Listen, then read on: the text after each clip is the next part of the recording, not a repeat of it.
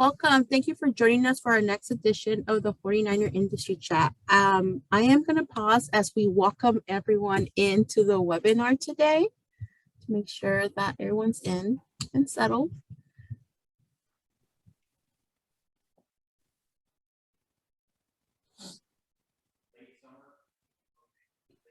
Thank you for joining us today. My name is Noemi Guevara. I'm the Director of Alumni Engagement at California State University, Long Beach. We thank you for taking time today to join us for our 49er Industry Chat. Before we start, I would like to let you know this session is being recorded and it will live on our website at csulb.edu/alumni. So you could view it at your leisure time and share it with fellow students and alumni. Also, I would like to encourage you to use the Q&A box located above your screen or below to submit any questions to our moderator through our chat today. And now it's my honor to introduce our moderator for the chat. Stephanie Johnson has been a member of the faculty of the English department at CSULB since 1999. She graduated from CSULB in 1993 with an MA in English with an emphasis in teaching writing.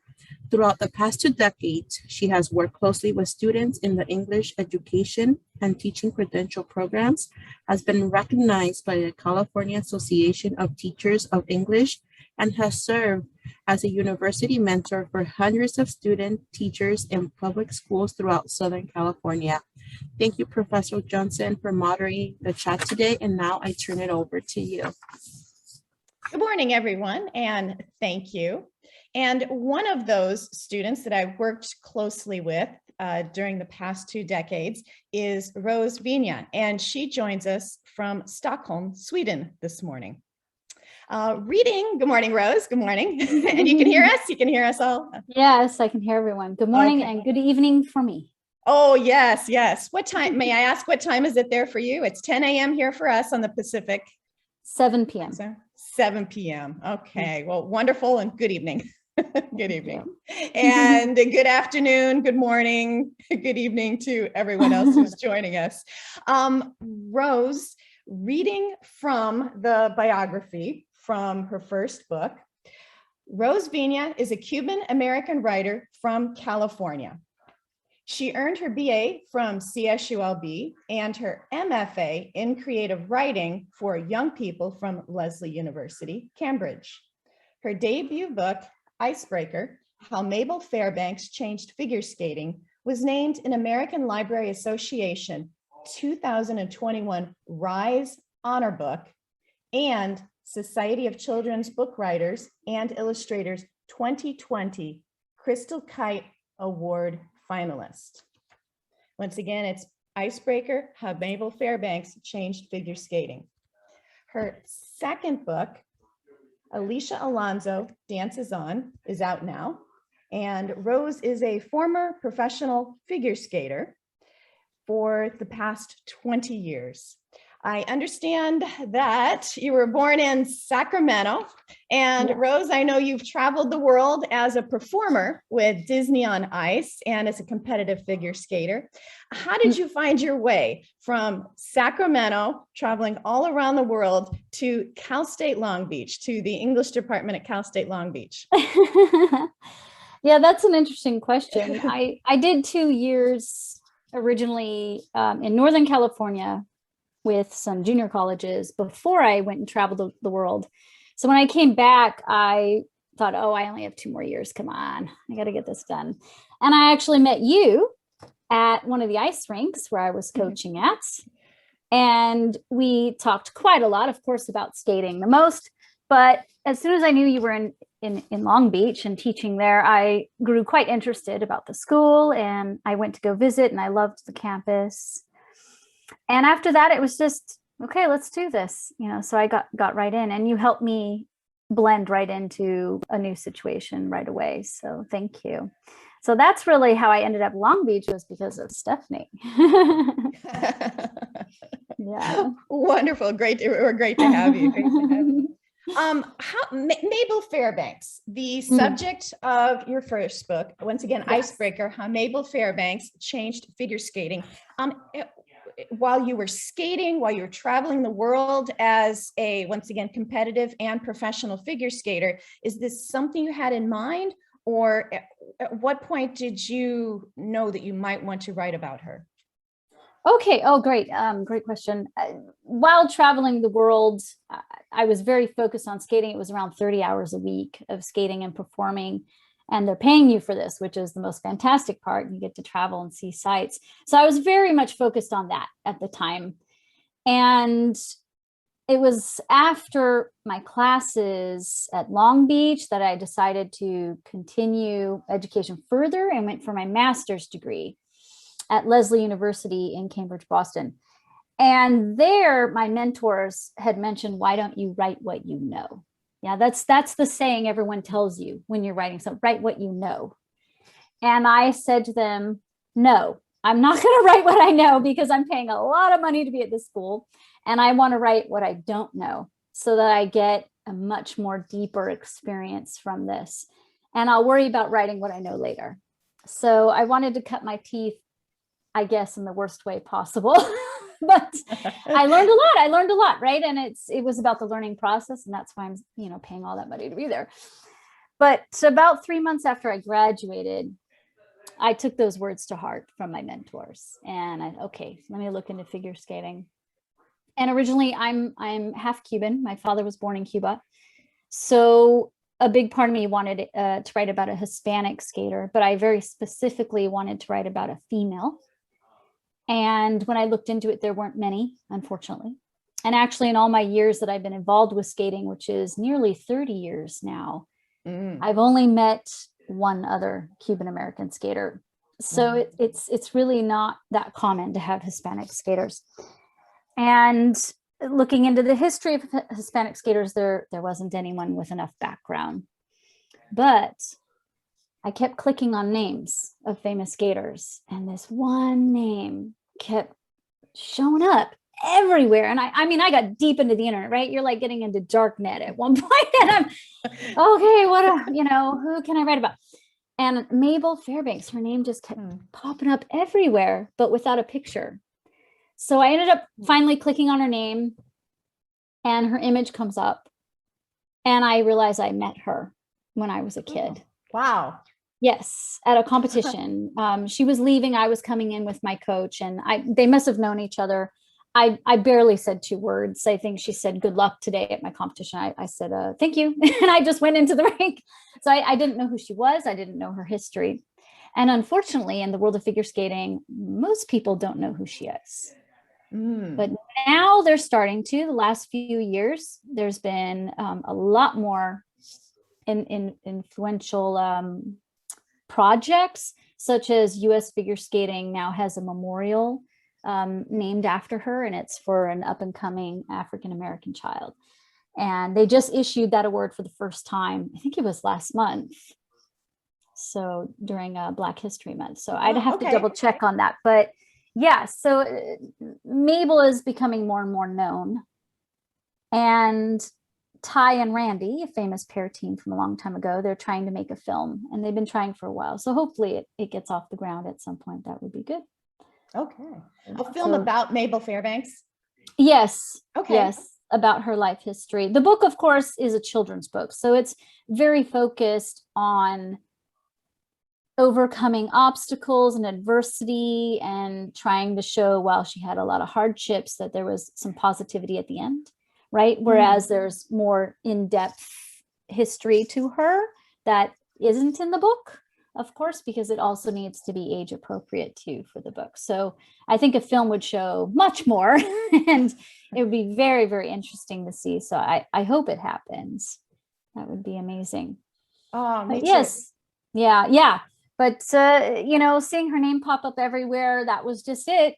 Then I clicked and I knew, this is great. And being an expert in figure skating, as I said, more than 30 years, I was shocked that no one knows her. And there had been no book written about her before, not a single one. Before this. Yeah. And I thought, wow, her story is incredible. This should be out there. This should be out there. So I'm really glad my agent agreed, and I'm glad the publisher agreed. Oh, yeah. Yes. Before I move to, I have some questions too about your second book about Alicia Alonso. I'm looking in chat and there's several questions from participants in chat. So I'm going to look at those and reference some of those. And just want to invite everyone to, if you have questions, please do put them in chat. If we do not have time to answer every question during our 45-minute discussion today, Rose, can participants contact you after today's, after today's conversation? Okay, we'll make sure they have the ways to contact you at the end. Yes, absolutely. First question, and let me start with the first book question. You decided to write your first book. So where did you start with it? You described a little bit about the research, but perhaps in terms of, did you need to find an agent or publisher first to make sure there's a market for the book? And then the second part of that question, I'm reading it from chat. Where did you start and learn the publishing side with your first book? Oh, and I can see Rose is frozen just a little bit, and she'll be back with us in just a moment. And once again, she's in Stockholm, Sweden this evening, joining us. And I know she's trying to jump back in for internet. Just once again, want to invite everyone to continue. Oh, I think we're back. You're back. Okay. Sorry. I know what happened. My husband's iPod's connected, so I need to tell him to stay off the iPods. Got it. And I'll read the question just once again from chat. Yes, it's not the first question, but I'm going to start with this one because it connects well to what you were talking about and it references your first book. So you decided to write your first book. Where did you start? And you described a little bit, but perhaps getting the words on paper and then bringing them to fruition with the picture book. Did you need to find an agent or publisher first to make sure there's a market for the book? And where did you start and learn about the publishing side? It's a lot of questions. Okay, great. Let's tackle the first one. So generally, when you sit down to write a story, you have to understand that you may or may not be able to sell it. So I don't write towards the trends, and I write what I want, and I try to write widely. And that's one of my goals. I don't write just biographies, actually. While I was in grad school, I wrote 22 stories, 22 picture books. So there's nonfiction, fiction, fantasy, there's a lot. So I try not to pigeonhole my work. But moving forward, if you want to be published, there's a few different ways to do that. Okay. So I will say, first and foremost, that my experience is my own. So I can't claim that this experience is exactly the same as others. There are different avenues to publications, such as self-publishing, or indie presses, or traditional publishing. So I can only reference towards traditionally published because that's the way that I got in. And I also got in with an agent, and some people actually don't have agents. So it does depend on your particular journey. So I can't speak to everyone's journey, but in general, my own. So I felt I needed an agent, and I had talked to my mentors about that at grad school. One of them had an agent, one did not. And I heard the argument, pros and cons for both sides. And then I asked them personally, what do you think I need? And they both answered in seconds, you need an agent. So okay, yeah. And it was more towards the fact that you need someone to look over your work, Rose, and keep you on track. So I thought, okay, I need an agent then. And it was actually another alumni from that school that contacted me saying an agent was looking for a particular manuscript on Twitter. And she had tweeted that she was specifically looking for a figure skating book. Okay. And I thought, oh my gosh, my mind exploded. I was like, I have a few manuscripts. I had 3 figure skating manuscripts at that time. And one of them was the Icebreaker. Yes. And so I ended up talking to this agent, video chatting, and that was my way that I broke into an agent. It was actually through Twitter, and there was also Twitter pitch events where it's a hashtag and then you join and you can pitch some of your stories. So I ended up on a different event separate from what I was talking about with this agent. And I was trying to pitch this one to get an agent maybe from that group of people. And I had shared 6 different stories there. Well, she saw that as well. And she said, okay, now I want you to send me not only Icebreaker, but I want you to send me all of them. Mm. So that was kind of it. You know, I was kind of, okay, this is pretty solid. And then she emailed, let's have a phone call. And we call that the call in the industry. So if you get the call, you know, you're pretty much in. So it was a big deal. Yeah. So, and signing with her was not even a second thought. Our conversation was incredible, and she's an incredible person, and she's very young. She's actually, I think, 26. She's pretty young in the industry, but she's actually got a lot behind her already. So, and I was like, well, I'm green too, so I don't know what I'm doing. So, you know, we could go together. And Icebreaker sold 6 weeks later. And that's really fast, actually, because the second book took 18 months to sell. Okay. Mm-hmm. Wow. So, okay. yeah. So it can be quite the process to publishing. And then it's up to the agent at that point, if you have an agent. So they're the ones that make a letter, an email letter, plus usually either the first couple pages of the manuscript or the whole thing, if it's a picture book. And they send it out to as many editors as they think would like it. But usually what's considered respectable in the industry is that you have a pretty small list of editors, because that's more of a professional approach, that you don't send to 50, right? So she usually sends to like 7 to 9 at a time. And we usually do 3, maybe 4 rounds of that, depending on, you know, how quickly we get interest back. So that will generate some interest there. But of course, it's a long process because you only do a few people at a time. So that as well can take time. Like I said, Icebreaker, we hit pretty quick. Okay. But Alicia Alonso Dances On was 18 months of submitting. So it's called submission rounds. Okay. That they send out and it comes back. And sometimes what comes back to you is something called a revise and resend, an R&R. And that just means that they want to give you some critique for it. And are you willing to revise it based on what they want? And if you are, then you revise and send within a certain amount of time, usually a month, maybe to 3 months. And then they'll write back again, hey, we like this. So Icebreaker did not have an R&R. It was accepted right away. Alicia Alonso had 2 R&Rs actually. So I went through 2 rounds with that one before they actually gave a contract on it. So both books had a different journey actually. So that's a good example of how the journey can be different for everyone, even book to book, author to author. So it's an incredible process, and there's a lot of fine details to it, but it's also very exciting. But it is very much hurry up, wait. Right? So hurry up, get your story written, get it critiqued, let's do it, blah, blah, blah, edit. And then, okay, now we wait until it sells. And it might be a year, it might be 5 years. You never know. Wow. So while you're waiting, you keep writing. You keep creating, you keep researching, you keep going. Yeah. Okay. Wow. Wonderful. Wonderful. And it was an alumni. Did I have that correct? That was alumni that connected you to the agent? Yes. My alumni from Lesley University, from grad school.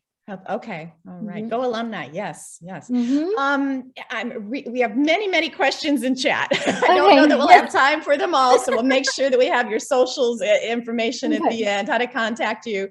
I'll try to talk faster. One early question was, how did you have a writing coach to mentor you through the process? Was your agent something of a mentor for you, as you just described? Or did you have a writing coach mentor you through the process? And also a question, how did you learn your writing style? And did that mentor help you perhaps discover your writing style? Okay, those are great questions. Yeah. So at Long Beach, I attended the novel writing class twice with Tyler Dilts. And then I also had independent study with Zach Lachlan, and he reviewed some of my middle grade novels, which were terrible. I'm sorry, Zach, that you ever had to read those. They will never see the light of day, I promise. But it was great to learn. It was great to learn from that. And I also took the short story class with Ray Zepeda. So I had a lot of inspiration and motivation around me, but not specific mentors. But Zach and I did one-on-one independent study for one term. So that was great. That helped start. It was a beginning. It was a path, right? For any big goal you have, you just need to begin. Right? Then you can see from there what's going to, how do I approach it from the other sides? But you need to at least step on the path and get going. And that's what Long Beach did for me, is I stepped on the path. Yes. But my grad school at Lesley University, that's where I got much more mentorship, because the program is specific to creative writing only. And it was a long distance program. So I was actually home for all this, and it was virtual, except for 2 weeks, twice a year, where you actually go for residency. And then you meet your mentors in person. But your mentors you also connect with throughout the whole semester. So I had the same two mentors for 2 years, actually, a year with each. And that's because out of all the teachers there, I think only 2 specialize in picture books. Yeah. Oh, okay. Yes. Wow. And in general, sometimes you need to find your genre and your age category, what works best for you, what format. And I had actually applied to the school with my middle grade novels, and they said, you know what, your personality and how you approach things, we'd love for you to try picture books. Are you willing to shift gears and go into that? And that was like my second week of school, and I'm like, oh my gosh, and I hadn't read a picture book since I was like 4. So I thought, what am I going to do with this? I had no clue. So I went to the Boston Public Library, and I sat there for hours, and I read about 150 books in one sitting. And then I spent the next 2 years, and I ended up reading around 450 picture books. So since then, it's probably more like 1,000, but I knew I needed to collect myself and educate myself as fast as possible if I was going to pass school at all.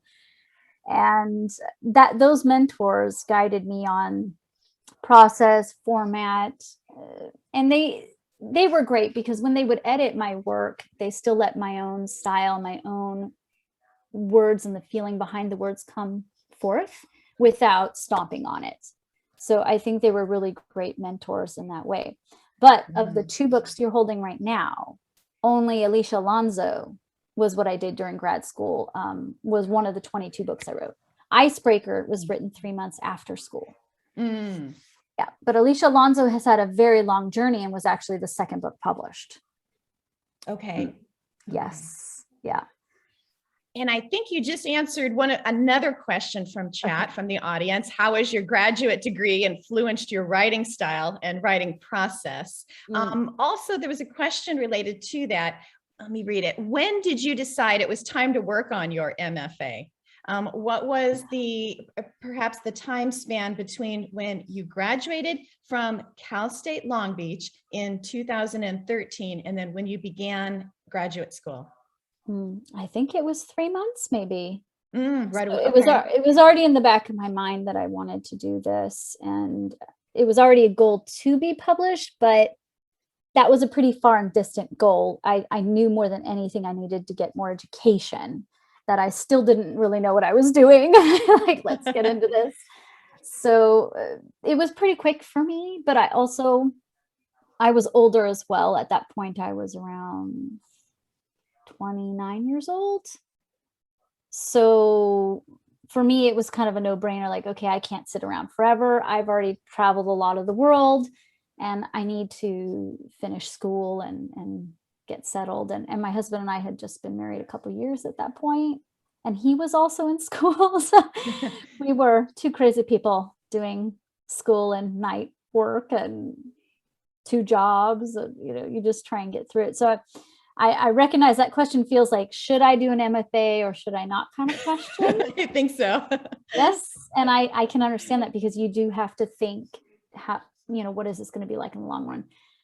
And I think depending where you get your MFA, like mine was a private university, it's very expensive. And I think you have to just accept you're going to pay for it till you die. And that's just how it goes. So I think it's what you want to take away from it, and can you afford it at the time so you don't suffer from it or your family doesn't suffer from it. And we were okay at the time, so we knew, like, let's do this. And my husband was fully supportive, so a support system is also important. But yes. I loved my MFA because it was a deeper focus on what I loved. Oh, okay. Yes. So I do recommend it. Okay. Thank you. I'm going to read one comment, and then I think that'll lead into another question about your future goals. Mm-hmm. A comment from the audience. It says, comment, not a question. Figure skating is not a sport recognized by the Hispanic community, but thank you for bringing awareness, especially with skaters such as Donovan Carrillo from Mexico participating in the most recent Winter Olympics. For people who may not know who he is, would you like to say a few words about him? Okay, so first of all, he was phenomenal. I watched all the figure skating, start to finish, of course. From the recent Olympics, yes. Yes. And the moment he stepped on the ice, you could feel that this was a magical moment. And he's Mexico's first Winter Olympian in figure skating to make it into the final round. And I believe he's the first for triple axel as well. So he's had a lot of firsts. He's still pretty young, so he has a great future ahead of him. But what I loved was his energy. Oh my goodness, he was phenomenal. But yes, in the Hispanic community, figure skating is not as well known because most places don't have ice rinks in Central and South America and the Caribbean. So for example, Cuba has no ice rink. And I did get to travel south of Texas, pretty much every country, except for Peru and Belize, I think, and the Galapagos. But everything else, I believe we set foot on at some point or another. And I will tell you, one of the greatest audiences I ever had was in Nicaragua. Wow. And the kids, because it was a kids show that we were performing, it was Peter Pan.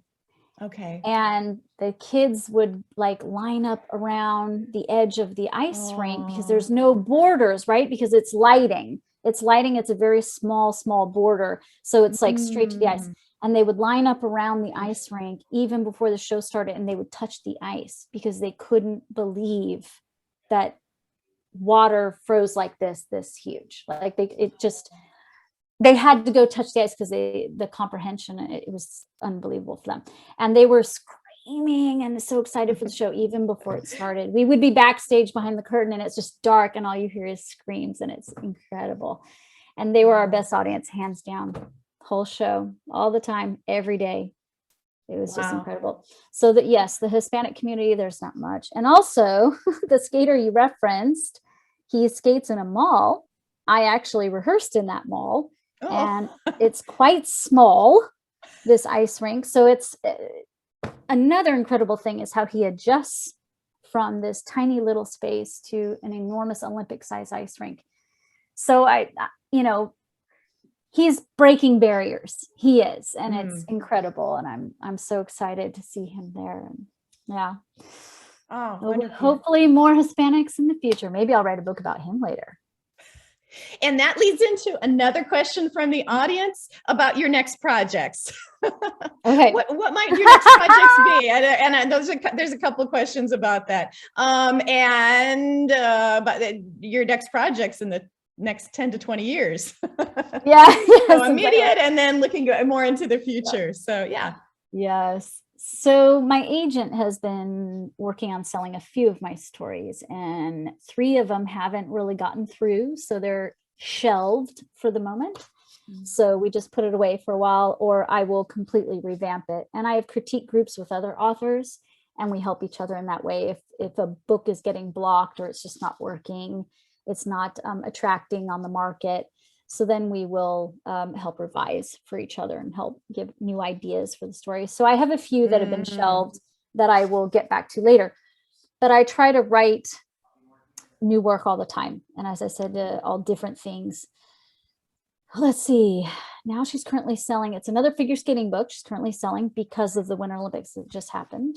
Oh, okay. And it is a male figure skater this time, but it's also in celebration of many sports.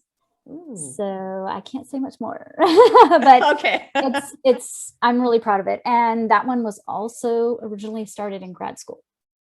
Okay. So, alongside Alicia Alonso. So we'll see what happens with that story. And as for projects that I'm writing currently and researching, it's 2 nonfiction biographies and 1 fiction. So I can't say much more about those. Oh, so, okay. 3 picture books. One of them is about technology, actually. So I'm really excited about that one. Okay. That's it. And there's not a whole lot on the market for it yet. I think it's going to boom really fast, though. So I'm hoping to get in on that one. I have to finish it faster.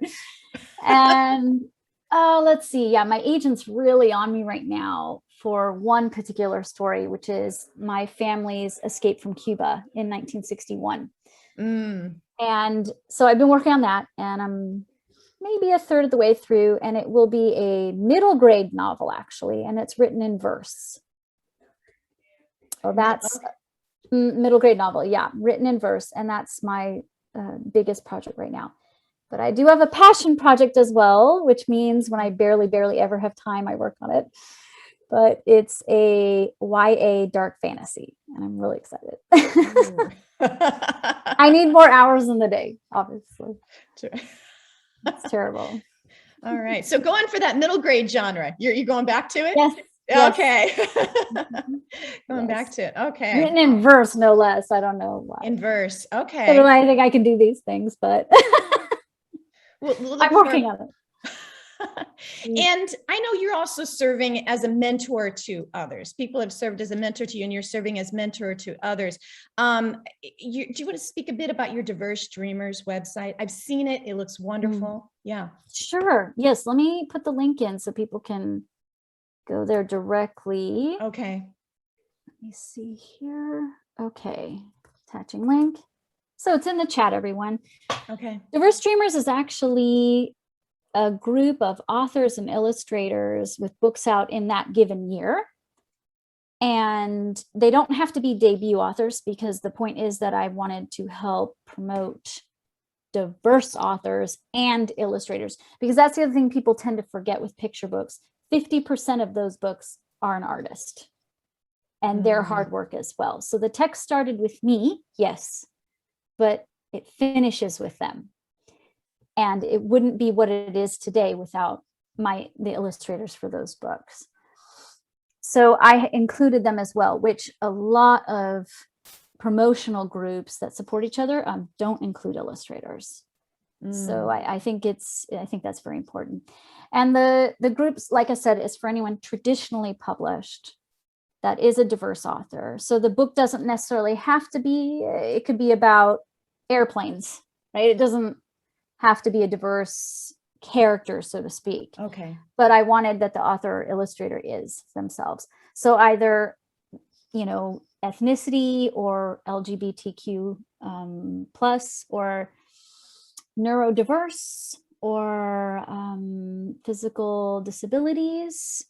I wanted that authors can be seen more by helping to promote them. But everyone in the group is supposed to help promote each other.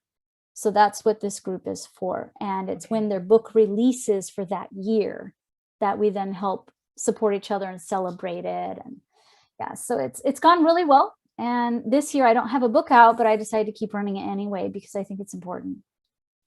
Okay. I'm very proud of it. And the groups we have 11 right now. I think last year we had 11 and 11 again. And I had a 12th that just contacted me. So okay. Yeah. For your books, are you able as the writer to choose the illustrator that you want? How is that process?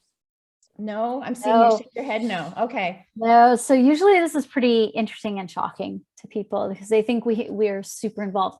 Once you sign the contract with the publisher, you give all rights to them with the text. So they can change your title. It's like Icebreaker, that's the original title that I came up with. Okay. Alicia Alonso Dances On was not. And that was the publisher's decision. And it was a great decision, and I agreed with it. In the end, it was a much better title. But they can also change anything in the text. I mean, it could be 90% of it if they want. Icebreaker is around 90% of its original manuscript from nearly the first draft. It's actually really awesome. I'm excited that that first draft did so well. And Alicia Alonso's been through the ringer, man. That one's been probably 70% of it's been changed and edited and, by myself and agent and editors. And Alicia Alonso had 2 editors on it because one ended up moving to a different publisher in the middle of the process. Oh, okay. And so actually it's the same editor for both books is what it ended up being, but she left halfway through Alicia Alonso. So then I ended up with a new editor on the second half of Alicia Alonso. Yeah. So it's again, different processes, different things going on, but no, you do not get to choose your illustrator. So again, you sign off the rights to the publisher and they decide from there. I was very lucky though, however, with Icebreaker to be super involved in seeing the art. So I saw it even from the sketches because they wanted to make sure, because number one reason that they, had the contract and wanted me as the author for it was that my expertise in figure skating. So, okay, would her arms look like this? Would her foot turn like that? Would her skirt turn like this? What color would the skates be in this era? So every page I had to scrutinize a little bit and give back feedback. I really didn't have to give much feedback because Claire Allman, she really knows her stuff and she did a lot of research of her own, obviously. So I didn't have to say much, just a few things here and there. And so I actually got to be really involved in that process when normally you're left completely out of the process and they just send you the images and they're like, and it's done. And you get not a word. So it could be that they choose your illustrator and it comes back and maybe you don't like it. But very often traditional publishing is with a bigger publisher and they usually have lots of great artists and illustrators that are in their back pocket. So they already had her in mind. Okay. For Alicia Alonso, did you get to see the sketches early or? I did get to see a few sketches because at this point I had already established a relationship with the editor. Okay. So, but I didn't get to say much about them. Okay. They did. I want to say maybe the second phase, when she started adding color, then they started to ask me a few questions. And there was one thing where I came to her defense actually, because one of the pages, the fountain in it, I know exactly what page this is. Let me find it. They wanted the fountain to be removed and smaller. And I said, no, in Hispanic countries, fountains are there. Fountains exist. I was like, this is actually a beautiful courtyard and they wanted to remove it completely. Yes. And so I fought for that because I said, no, I think she is right. This should be here. And she is Hispanic herself. So I felt like she knows this, like, let her do this. So they did a great job though. All the art department in working with her and making parts of it authentic. And then I just kind of tagged along a little bit. I think I had a couple comments, but that was it. And everything went through the art director anyway. So I never actually spoke to my illustrators directly. You never speak to your illustrators directly. It always goes through the editor. Okay. And that was the next question. Did you meet the illustrators? Were you able to meet in person? Not yet, because all my books came out post-COVID. And a related question to that, and I think you perhaps answered that. Were you able to go on a book tour or do any book readings? You described earlier traveling the world while ice skating, but when the books came out, you weren't able to go on a book tour, do book readings? And then how might that have altered during the pandemic? that's definitely been an interesting aspect, and how to handle marketing and publicity for books. And it affected everyone. And Icebreaker came out, oh gosh, maybe 1 month before the pandemic started to hit. So that was it. Both books were really pretty much during the pandemic. But I did some local international schools here in Sweden, speaking there, as long as it was okay to be there. It depended on the restrictions, right? At the time, of course, we've all had different restrictions in the last 2 years, country to country, state to state. So it's been different all over. And I did my best to try and help promote the book virtually. So I have done a lot of these kind of chats, and I think that's great, and it helps. But I definitely look forward to this summer. I'm going to be in California, so I hopefully can get to a few places and locations. So we'll see. And that answered one of the questions. Okay. Yeah. When might you be coming to California? When can we meet you? Yes. And I think you answered this question, but we have just a few minutes left, about 4 minutes left. And then I've got a follow-up question. You mentioned one of the audience questions, you mentioned traveling around the world and your Cuban culture. How does your background and life experiences continue to inspire and shape your work? And I believe you answered that during our conversation. Perhaps that might be a nice summary. And then there's one more important question about Cal State Long Beach. But that first one, how does your background and life experiences continue to inspire and shape your work? To be honest, the most inspirational thing has been my family's persistence after they left Cuba to survive. Basically just to survive and to persevere, so talking to my grandfather about it, because I'm writing this middle grade novel now based on true events. So I'm really getting really deep into that, and what kind of sacrifices and suffering they went through. And some of it's quite shocking that I didn't know about at a young age that I do now. And they kept our Cuban culture alive as kids. But this is a whole nother level when you learn about when you need to leave your country and start over. It's very difficult. So I try to think of that when I write. And Alicia Alonso Dances On is actually dedicated to my grandfather because of his example of perseverance. And actually, can you read that? Can you read the dedication? Yes, dedicated to the Viña family, especially my grandfather, Carlos, who taught us all to keep a song in our heart. Yes.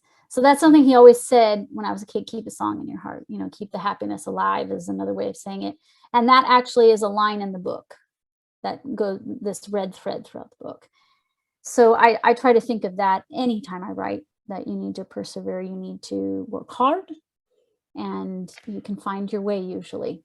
But you need help along the way. I had help along the way. Long Beach, grad school, mentors such as yourself. Stephanie was a great mentor for me for many years. Cheerleader. So, we all need help. We do. And I think it would be worthwhile to read from your illustrator, Gloria Felix. Her dedication is to my parents and to Francisco for always being there for me. Yes. So that is connects with the persistence of family. Yes. Yes, it does.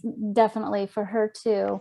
Yes. And actually, I think this is a great time to mention for anyone from right now, this moment on, if you buy the book, I will donate double my cut of it for Ukraine relief. So if you do have the money and the funds, either directly give to the Ukraine relief, or if you really want the book, I will donate a cut of it. Yeah.